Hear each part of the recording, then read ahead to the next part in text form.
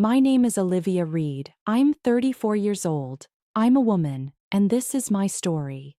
I live in Chicago now, but I grew up in a place where people believed a handshake was a contract and your word meant something. That's probably why the night my husband laughed in my face about our divorce hurt as much as it did. I was standing at the kitchen sink with my hands still wet when I said it out loud for the first time. I think we should get a divorce, I told him. My voice sounded small even to me. The TV was on in the living room, some dumb comedy show, and he was scrolling on his phone, half watching, half tuning me out like usual. He didn't look up right away. He just smirked at his screen. "You?" he said finally with this little chuckle. "You want a divorce?" "Yes," I said, drying my hands on a dish towel. "I'm serious, Ethan." He turned then, leaning back on the couch, beer bottle resting on his knee. "Olivia, don't embarrass yourself," he said. "You walk away, you get nothing. You know that, right?" He actually laughed. It wasn't a nervous laugh. It was that ugly, mocking laugh someone makes when they're sure they've already won. That sound hit me harder than anything else in that moment. It told me exactly what he really thought of me. I wish I could say I fired back something powerful right then, but I didn't. I just watched him, feeling my face go hot and my stomach twist. It wasn't just that he didn't care I wanted out. It was that he found the idea of me trying to leave funny. To understand how we got there, I have to go back a bit. I met Ethan 9 years earlier, when I was 25 and he was 27. I was already working as an accountant downtown, commuting in from a cheap shared apartment in the city. Ethan was the guy camped out at the same coffee shop below my office every morning, laptop open, phone pressed to his ear, talking loudly about pitches and clients and runway. One morning his card got declined right in front of me. The barista mumbled something about insufficient funds and he laughed it off, but I saw the way his jaw tightened. Before I could overthink it, I stepped up and said, "Put his on mine too." He looked at me like I'd just handed him a life raft. "You just saved me from the most awkward walk of shame," he said. "I'm Ethan." "Olivia," I replied, feeling my cheeks warm. We started talking. Coffee turned into lunch. Lunch turned into drinks after work. He told me he was building a digital marketing agency called Brightwave Media. "It's going to be huge," he'd say, eyes shining. "I just need one big client to break everything open." He had this energy that made my steady little accountant life feel bigger. I came from a town in Indiana where everyone either worked at the factory, at the high school, or at Walmart. My parents never talked about equity or funding rounds. They talked about paying off the car early and emergency savings. Meeting Ethan felt like stepping into another world, one where risk was exciting, not terrifying. We moved in together after a year. His business made no money at first. I paid most of the rent, the utilities, groceries. When his website went down, my credit card fixed it. When he needed to fly to New York to pitch to some agency, I lent him the money. I'd stay up late proofreading his proposals and running numbers with him, then drag myself into my own job the next morning. When he proposed, it was at that same coffee shop. He knelt between the tiny tables with a cheap ring and big promises. "When Brightwave takes off, I'm going to give you everything," he said. "You believed in me before anyone else." We got married at a small venue outside the city. No prenup, nothing fancy. We were both broke. What was there to protect? I remember signing the marriage license, and he joked, "Don't worry, I'm not after your big accountant fortune," and everybody laughed. I did too. A couple of years into the marriage, Brightwave started to grow. Slowly, then all at once. He got a real office space, hired a couple of employees, landed a few big clients. We moved from our tiny apartment into a nicer rental. His hoodies turned into fitted shirts, then into tailored suits. I stayed at my job because that's who I am. I like a steady paycheck. He said he liked that about me. You keep us grounded, he'd say, kissing my forehead. I believed him. But the more money he made, the more the balance between us shifted. He started introducing me to people as Olivia instead of my wife. At company events, I was the one standing by the wall with a drink while he worked the room. His new operations manager, a woman named Lana, was always at his side. I tried not to be that jealous wife, so I swallowed it, told myself it was just work. The first big crack showed up on a random Saturday morning. I was cleaning the dining table when I noticed a white envelope half stuck under a pile of his mail. It didn't have a company logo, just our address and his name. For a second, I considered leaving it, but something made me pick it up. Inside was a statement from a brokerage account I didn't know existed. Ethan Harris, sole owner. The balance was just over $430,000. My hands went cold. We'd been arguing about money not long before that. I wanted us to start saving for a house, and he kept saying, "We can't right now. Cash flow is tight. The business needs reinvestment." I believed him. Now I was holding proof that he had nearly $500,000 sitting somewhere he'd never even mentioned. When he came home that afternoon, I was still rattling around the kitchen, that statement burned into my brain. "What's this?" I asked, holding the paper out. He glanced at it and snatched it from me so fast it startled me. "Why are you going through my mail?" he snapped. "It was on the table," I said quietly. "You have a brokerage account? Since when? Why didn't you tell me?" He rolled his eyes. "It's business stuff, Liv. I told you I'm doing some investing. It's not real money. It's tied up, taxes, whatever. You wouldn't get it." "You told me we couldn't afford to save for a house," I said. "But you've got almost $500,000 sitting in an account with just your name on it." He sighed, that heavy, exasperated sigh he'd started doing more and more. "You're being dramatic. This isn't our emergency fund. This is for the company. It's complicated. Just drop it, okay?" The way he said, "You wouldn't get it," stuck to me like a burr. I didn't push further that day. I just shut down. That small-town part of me, the part that doesn't like conflict, won. I told myself maybe he was right. Maybe there was some tax reason. Maybe I was overreacting. I stopped telling myself that a few weeks later. He'd left his work laptop open one morning, and I heard it chiming non-stop from the other room. I was home with a migraine, lying in the dark bedroom, but the constant pinging made it impossible to rest. I finally got up, intending just to mute the thing. His Slack account was open. I could have closed it and walked away. I should have, maybe. But as I moved the mouse, a message popped up that had my name in it. "Darren. So what's the plan if she actually files, mate? Gonna give her the IKEA couch and a pat on the back? Ethan." "She won't. She talks big, watches those YouTube revenge videos and thinks life works like that. Harmless. Anyway, by the time she grows a spine, everything important will be sitting in BW Holdings or with my mum. She can have the crumbs." My heart started hammering so loud I could hear it in my ears. I scrolled up. "Ethan. She still thinks we're middle class. I should get an Oscar. Once I've shifted enough out, she can have her little divorce if she wants. She has no idea how any of this works." Another message from some guy named Paul. "Smart. Last thing you need is some judge handing half your net worth to an accountant wife." Ethan. "Exactly. She thinks a joint checking account means we're in this together. Cute, right?"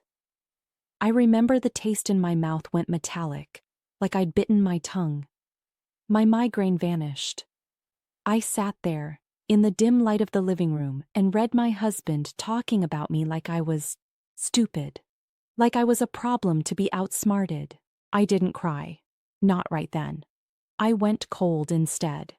I picked up my phone, and with hands that wouldn't stop shaking, I took photos of every single message. Then I emailed them to myself. My personal email, my work email, even that old college account I never used. Just in case. When he came home that night, he kissed my head and asked if I was feeling better. I mumbled something and watched him, really watched him, as he opened the fridge, made himself a sandwich, laughed at something on his phone. He had no idea I'd just read him plotting my financial erasure with people from his office. That was the moment I knew I was done pretending. But if he thought I was harmless, maybe I could use that. The next day, on my lunch break, I sat in a small conference room at my office and typed "Best Divorce Lawyer for Women Chicago Hidden Assets" into Google. That's how I found Amanda Clark. Her website wasn't flashy, it just said what she did. High asset divorces, representing women, uncovering hidden money. There was one line that made my chest tight. If you feel like you're being kept in the dark, you're not crazy. I booked a consultation. A week later, I was in her office, sitting opposite a woman in her early 40s with sharp eyes and calm energy. Amanda didn't waste time on small talk. "Tell me what's going on," she said. I told her everything. The secret brokerage account, the Slack messages, the way he'd shut me down when I asked questions, the years I'd supported him, the feeling that he'd been planning for an escape hatch behind my back. At one point my voice broke, and I embarrassed myself by crying a little, but she just handed me a box of tissues and waited. When I finished, she sat back. "Okay," she said. "First of all, you're not crazy. Second, nothing about what he's doing is new to me. Unfortunately, some men get very creative when they think they're the only ones who understand money. Third, if what you're showing me is real, he's left fingerprints." "Fingerprints?" I asked. "Transfers, documents, patterns," she said. "Arrogant people almost always do. Here's what I want you to do, Olivia. Quietly. Do not tell him you've seen those messages. Do not mention my name. Go home, act as normal as you can, and start gathering everything you can legally access. Tax returns, bank statements, any business filings that have your name on them. You don't break into anything, you don't guess passwords. You just copy what's already in your world, and write down what you remember, dates you helped financially, loans you co-signed, conversations about money." "I don't want to ruin his business," I said, surprising myself a little. "A lot of innocent people work there." "We're not here to ruin the business," she said. "We're here to make sure you don't get erased from the story of how it got built. Big difference. When you're ready, we'll file. But we're not going to walk into this blind like he assumes you will." On the train home, my heart was pounding, but there was a thin line of steel running through it now. For the first time since I'd read those messages, I didn't feel powerless. I became two versions of myself after that. There was normal Olivia, who cooked dinner, asked Ethan about his day, laughed in the right places. Then there was quietly building a case Olivia, who stayed late at work scanning 10 years of tax returns into a private folder, who combed through joint bank statements with a highlighter, who started noticing things in black and white she'd never bothered to question before. Like how a few months earlier, $25,000 had gone from our joint account to BW Holdings LLC, and then, 2 days later, $24,000 had moved from BW Holdings to Ethan's personal savings. Or how there were regular payments to something called BLK Coast Management that didn't appear anywhere in our normal conversations. I pulled out old email threads and found one from 3 years ago. "Hey babe, can you sign these so we can get the business line of credit?" he'd written. "Bank needs spouse signature, just sign the last pages." I highlighted them. I'd printed, signed, and handed them back without reading more than the first paragraph at the time. Now, with Amanda's questions in my mind, I started to wonder what else I'd signed. The first time I saw proof of his affair, it was almost boringly mundane. I was paying our joint credit card bill online and noticed a cluster of charges from a boutique hotel downtown. 3 weekends in a row, Friday through Sunday. The same time he'd told me he was at a team retreat in a business park near the airport. There were also charges from a luxury lingerie store, a fancy restaurant we'd never been to together, and ride shares to and from his office late at night. When he came home that evening, I had the statement printed and waiting on the table. "I thought the retreat was at the Hyatt by O'Hare," I said, tapping the hotel name. He glanced down, then up at me, his face tightening for just a second before relaxing into a shrug. "We moved it last minute," he said. "Client joined us. Needed to be closer to downtown. Why are you stalking my expenses?" "This is our card," I said. "Joint. I'm just paying the bill." "It's work stuff, Liv," he said. "I'll reimburse it." "You don't need to interrogate every line. This is exactly what I mean. You don't understand how business works. I take on all the risk, and you freak out over hotel charges."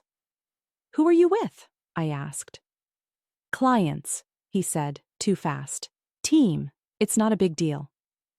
"It is to me," I said, feeling my whole body go hot and cold at once. "I want a divorce." This time I didn't whisper it. I said it clearly, looking him straight in the eye.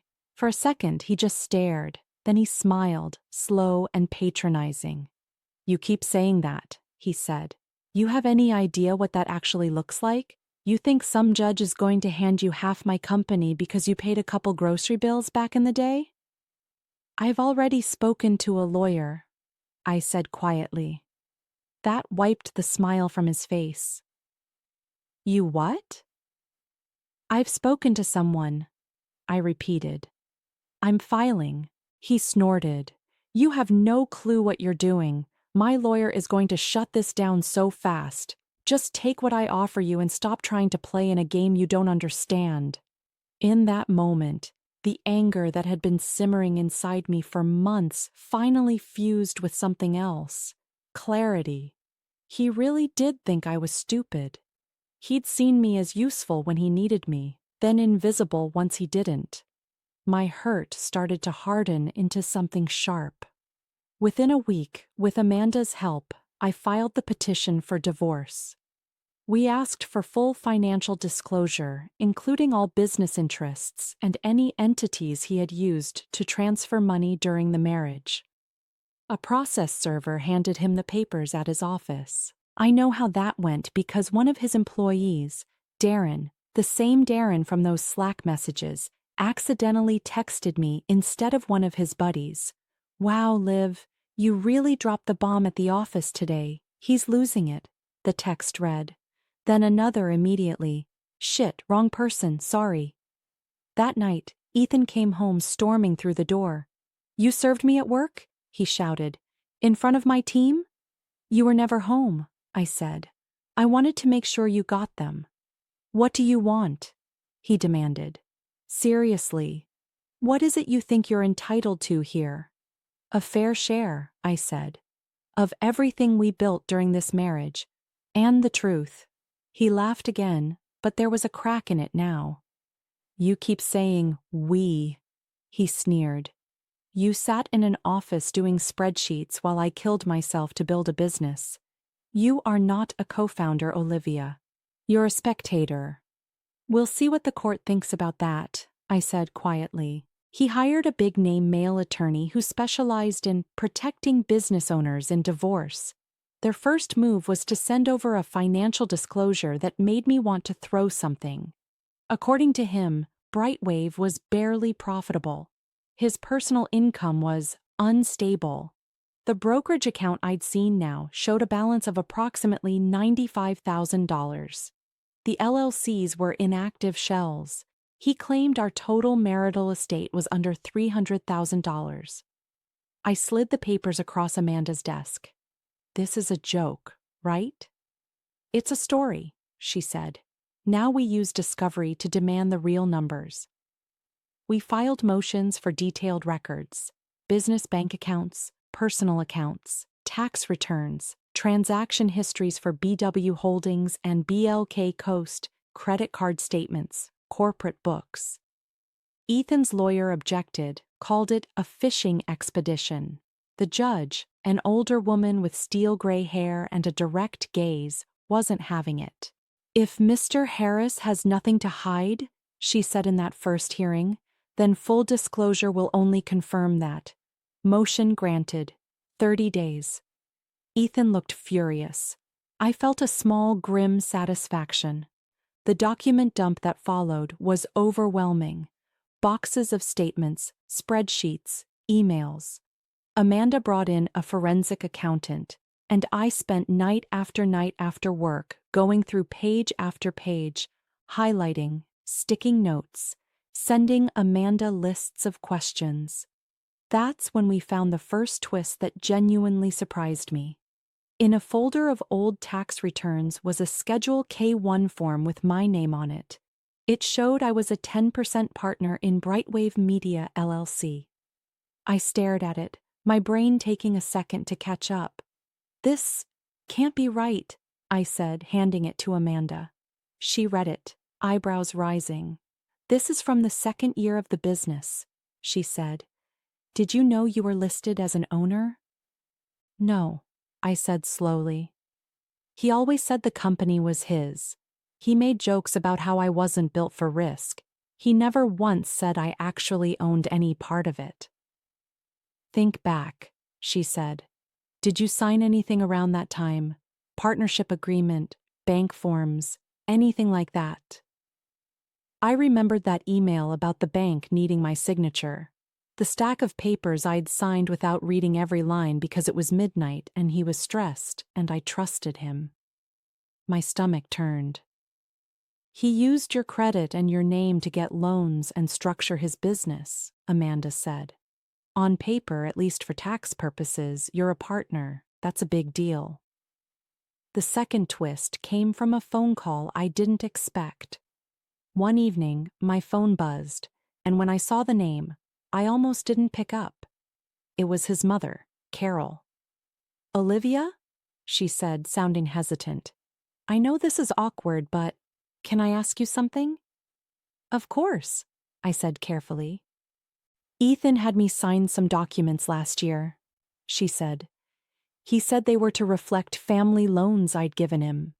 But sweetheart, I only ever lent him a small amount right when he was starting out. These papers made it sound like I'd given him hundreds of thousands over the years. He said it was for tax, but now with the divorce, I'm worried. I don't want to lie to a court. A cold little weight dropped into my stomach. Do you have copies? I asked. Yes, she said.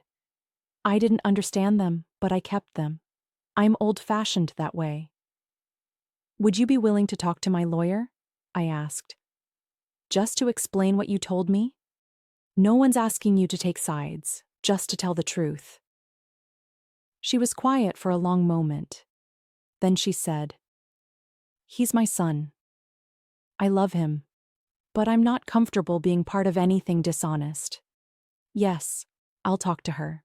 It turned out Ethan had created fake loans from his mother on paper to make it look like he owed her hundreds of thousands. That would reduce his net worth on any balance sheet and make it look like much less was available to divide in the divorce. The third twist arrived in my inbox late one night. An email from an address I didn't recognize. Subject line, You don't know me, but I think I can help. The message was short. Hi, Olivia. I used to work at Brightwave. I quit recently. I saw some things I didn't feel okay with, especially how Ethan talked about you and handled money. Before I left, I pulled a few files I thought you should have. I'm not looking for anything. I just want to clear my conscience. Use them if they help. Sarah. Attached were PDF exports of internal emails and spreadsheets. In one thread, Ethan told the bookkeeper to code personal weekend trips as client development and expensive gifts to LH as staff bonuses. In another, he joked about keeping the wife in the dark about how well the company was doing so she wouldn't get any big ideas. The spreadsheets showed a separate payroll account where LH received monthly consulting payments that didn't line up with her official salary. Much higher, always around the same time as those hotel charges. I forwarded everything to Amanda immediately. "This paints a clear picture," she said the next morning.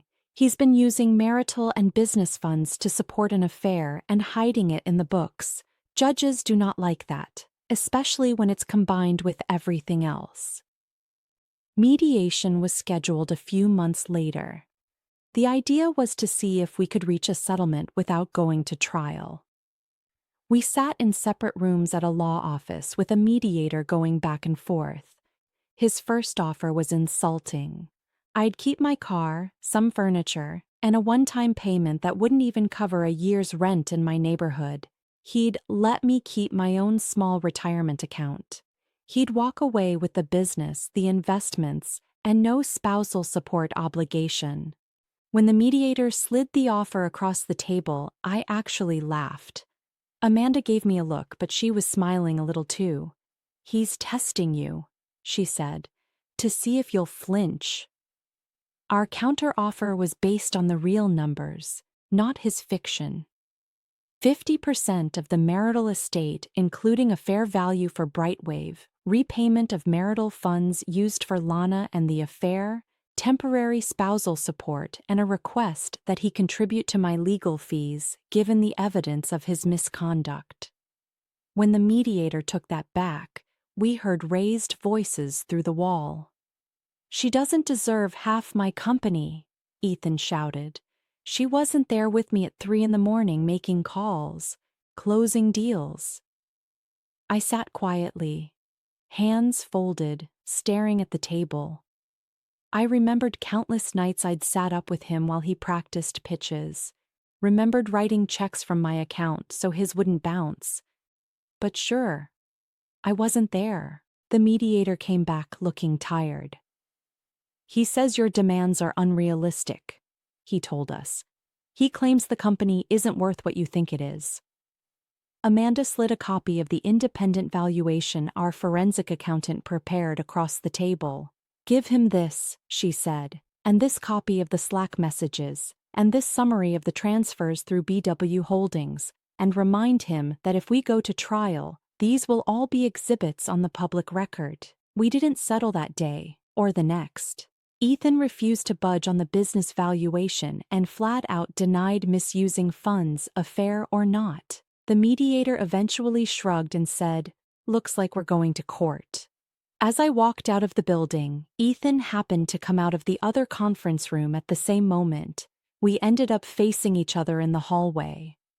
"You really want to drag this into trial?" he said, eyes hard.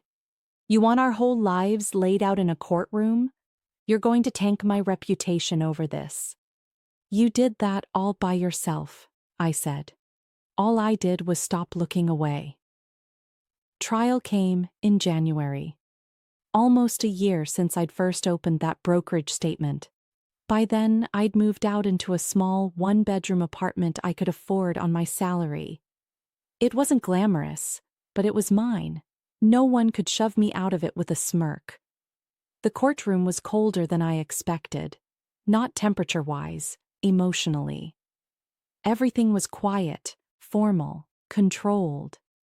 Ethan sat at one table with his lawyer, Richard, in a dark blue suit, looking like the successful CEO he liked to project.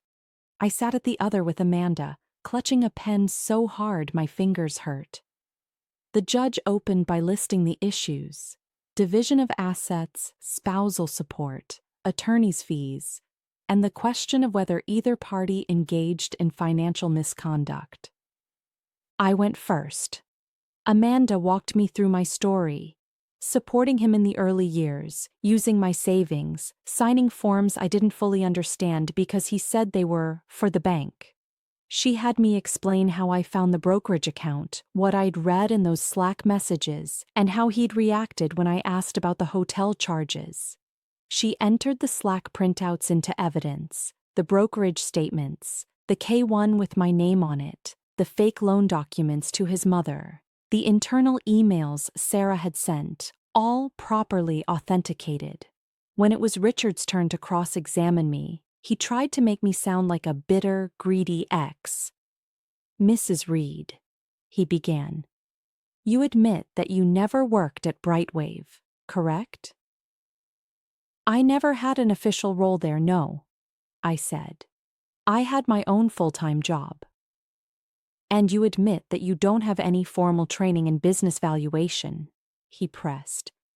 "I do basic financial analysis for a living," I said. "But no, I'm not a valuation expert. Yet you think you're entitled to half of a company you didn't build," he said. "I'm asking for a fair share of what was built during the marriage," I said, "which includes the company. And according to your own client's tax filings, I was listed as a 10% partner." He didn't like that. "Let's talk about these messages," he said, holding up the Slack pages. "Is it possible you're taking them out of context? People joke online all the time, don't they?" "I'm sure people do," I said. "But when my husband calls me harmless and brags about moving assets so I'll never see them, and then I find evidence that he actually created shell companies and fake loans, I don't feel like that's a harmless joke." I could see the judge watching me, expression neutral but attentive. I forced myself to breathe evenly, not to ramble, not to cry. Sarah testified next. She explained how she'd been the operations assistant, how Ethan had directed her to code certain expenses in ways that didn't match what they really were. He'd say, "Put that hotel weekend under client development. I took some calls from there," she told the court. But there were no meeting notes, no emails about client dinners, and the dates matched weekends I knew he was out of town. "And the payments to LH?" Amanda asked. "Those were unusual," Sarah said. "She got regular payroll like everyone else, but there was a second stream of consulting payments from a different account. He'd tell me to push them through and not put them in the same reports." "Did Mr. Harris ever speak about his wife in the office?" Amanda asked. Sarah hesitated, glancing at me, then at the judge. He said she didn't get it, that she thought they were still middle class when he had a freedom fund she knew nothing about. He joked that if they ever split, she'd be comfortable enough and he'd keep the real money. Then it was Ethan's turn. He took the stand with that polished confidence I remembered from early days, when he'd talk his way into investor meetings he technically had no right to be in yet. He told the story of Brightwave as if I'd been a supportive but distant background character. He emphasized the nights he'd slept on the office couch, the risks he'd taken, the pressure he was under. "Did Olivia support you?" Richard asked. "In normal wife ways," Ethan said. "She worked. She paid some bills early on. But she wasn't in the trenches with me. She never cared about the business. She wanted stability. I gave her that. She's only suddenly interested in the details now that there's money." When Amanda stood up for cross-examination, her posture shifted slightly. I'd seen that look before. It meant she smelled blood. "Mr. Harris," she said, holding up the Slack printouts. "Is this your account?" "Yes," he said stiffly. "And did you write, 'By the time she grows a spine, everything important will be sitting in BW Holdings or with my mom. She can have the crumbs'?" He shifted in his seat. "It was a joke," he said, "blowing off steam with the guys at work." "Yet you did, in fact, move large sums into an entity called BW Holdings, correct?" she asked, flipping to a summary page. "That's normal business practice," he said, "for liability and tax purposes." And you failed to disclose many of those transfers in your initial financial statement to this court, correct? She pressed. He reddened. It was an oversight. We corrected it when asked. After you were ordered to, she said. Let's talk about these loans. She held up the documents his mother had signed. You claimed here that your mother lent you over $300,000 in the last 5 years. Yet she testified under oath that she did no such thing. Did you fabricate these loans to reduce your net worth on paper? No, he snapped. Our accountant advised us to. What's the name of that accountant? She cut in. He hesitated. I don't recall offhand. That's interesting, she said, because the accountant of record on your tax returns testified that he specifically told you not to falsify loans and that any such suggestion would be unethical. So again, did you invent these debts to make yourself look poorer in this divorce? His jaw clenched. You're twisting things. Let's untwist them then, she said calmly. This brokerage account ending in 4721, you told this court under oath that it held less than $100,000, correct? He nodded stiffly. Amanda held up the statement. Yet on the date of that testimony, it held $430,000. Can you explain the discrepancy? It fluctuates, he said weakly. Markets move fast. In 2 weeks? She asked. By hundreds of thousands? Did you move money in and out of this account specifically to make its balance look lower at key moments in this case? He didn't answer. And finally, she said, these hotel and luxury charges and the off-the-books consulting payments to LH. Did you use marital funds to support a romantic relationship with your employee while telling your wife you couldn't afford to buy a home or fully fund her retirement? Richard objected. The judge overruled. Ethan shifted in his seat. My personal life isn't on trial, he said tightly. This is about money. Exactly, Amanda said. And you spent that money on someone else while lying to the person you were legally and morally obligated to be honest with. When the testimony was done, the judge didn't rule from the bench. She said she needed time to review everything and would issue a written decision. Those next few weeks felt like waiting for a medical diagnosis. When Amanda finally called me into her office to go over the ruling, I sat on the edge of the chair, nails digging into my palms. The court finds, she read, that Mr. Harris engaged in a deliberate pattern of financial misconduct, including concealment of assets, misrepresentation of debts, and misclassification of marital expenditures as business expenses to the detriment of Mrs. Reed. The court does not find his testimony credible on several key points. By contrast, Mrs. Reed's testimony is consistent with the documentary evidence. I swallowed hard. The court therefore awards Mrs. Reed 55% of the marital estate, Amanda went on, including a buyout of her interest in Brightwave Media, to be calculated based on the independent valuation submitted into evidence. Mr. Harris is ordered to pay this amount within 12 months. He is further ordered to pay a portion of Mrs. Reed's attorney's fees, given his financial misconduct. Temporary spousal support is awarded for 18 months. I felt like the air had been punched out of me, but in a good way. Relief and vindication crashed over me all at once. 55%, I repeated. He tried to cheat, Amanda said simply. The court corrected for that. This isn't the universe magically punishing him. It's the system doing what it's supposed to do when someone lies to it. He had to scramble to pay me out. He refinanced the company, took a smaller salary, sold his Tesla, put his fancy condo on the market, and moved into a more modest place. He didn't go broke, but his freedom fund wasn't so free anymore. Because of the underreported income, the forensic accountant flagged some things that had to be corrected with the IRS. I signed a statement explaining I'd trusted him to handle the taxes and hadn't been involved in the filings. He had to deal with the rest. That wasn't me being vengeful. That was him finally dealing with the consequences of his own choices. With the money I received, I did 3 things that mattered to me more than any luxury bag or fancy car ever could. I paid off my student loans completely.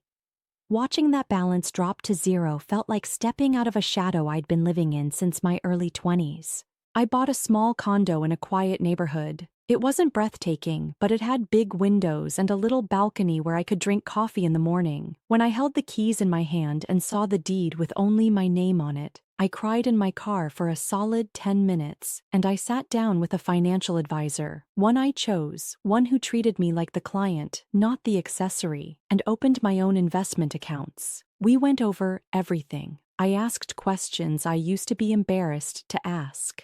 I signed nothing I didn't read. I set up automatic transfers to myself for savings, not to some mysterious holding company I wasn't allowed to understand. Emotionally, the healing was slower. There were nights I woke up angry, thinking of lines from that Slack chat. Harmless, clueless, pennies. I'd lie there and replay his face on the stand when Amanda read his own words back to him. Sometimes I felt vindictive, like I wanted him to suffer more. Other times I felt a weird sympathy for the part of him that had been so terrified of losing control he'd twisted himself into knots. People asked me quietly if I felt like I'd ruined his life. I always answered the same way. I didn't ruin anything. I just refused to let him walk away with the story that I never mattered. The last time I saw him, it was almost exactly 2 years after I'd first told him I wanted a divorce. I was in line at a coffee shop near my new place waiting for my order. I heard someone behind me say, "Liv?" I turned. It was Ethan. He looked smaller, not physically, but something in his posture. The cocky flex in his shoulders was gone. He looked like a man who'd been forced to admit he wasn't invincible. "Hey," I said. "How are you?"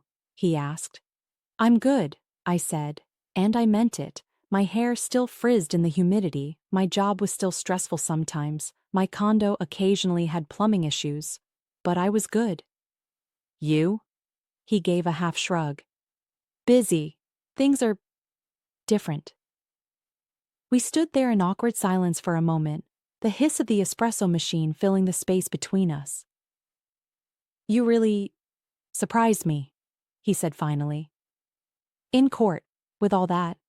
I didn't think you had it in you." "You never really knew me," I said. "You knew the version of me that made your life easier." He winced a little. "I was an ass," he said. "About the money, about everything." I didn't rush to comfort him or say, "It's okay." It wasn't okay, but I also didn't feel the need to twist the knife. "You were," I agreed. "But you don't get to define me anymore." He nodded slowly. "I'm glad you're doing well," he said. "Me too," I replied. As I walked out with my coffee, the air felt different, lighter.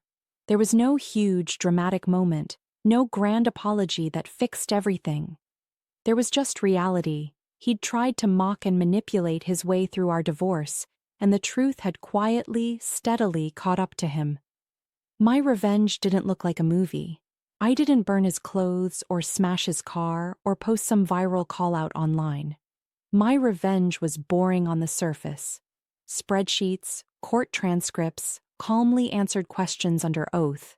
It was me deciding that if he was going to treat our marriage like a business transaction, then I was going to show up to that transaction fully informed. He mocked our divorce.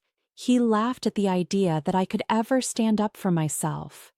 In the end, the thing that exposed him wasn't my anger. It was his own arrogance, documented in his own words, under his own signature.